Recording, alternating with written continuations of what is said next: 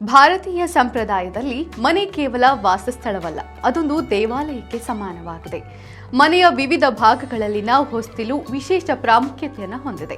ಹೊಸ್ತಿಲನ್ನ ಮನೆಯ ಧನಾತ್ಮಕ ಶಕ್ತಿಯ ಪ್ರಮುಖ ಕೇಂದ್ರ ಬಿಂದು ಎಂದು ಪರಿಗಣಿಸಲಾಗುತ್ತೆ. ಹಾಗಾಗಿ ಹೊಸ್ತಿಲನ್ನ ಸ್ವಚ್ಛಗೊಳಿಸಿ ಅರಿಶಿನ ಕುಂಕುಮ ಇರಿಸಿ ಪೂಜಿಸಲಾಗುತ್ತೆ. ಅದರಲ್ಲೂ ಮನೆಯ ಪ್ರಧಾನ ದ್ವಾರ ಲಕ್ಷ್ಮಿಗೆ ಸಮಾನ. ಇನ್ನು ಹೊಸ್ತಿಲಿಗೆ ಸಂಬಂಧಿಸಿದಂತೆ ಕೆಲವು ವಾಸ್ತು ನಿಯಮಗಳು ಹೀಗಿದೆ.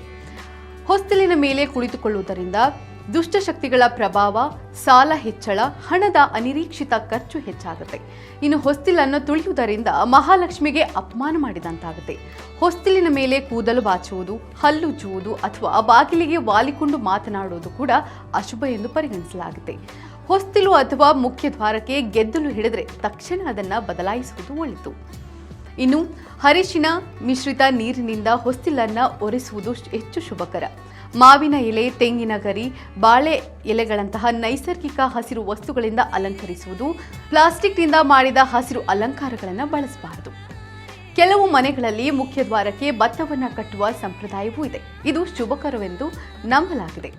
ಇದೇ ರೀತಿಯ ಮತ್ತಷ್ಟು ವೈವಿಧ್ಯಮಯ ಸುದ್ದಿಗಾಗಿ ನೋಡ್ತಾ ಇರಿ ವಿಶ್ವವಾಣಿ ಟಿವಿ ಸ್ಪೆಷಲ್.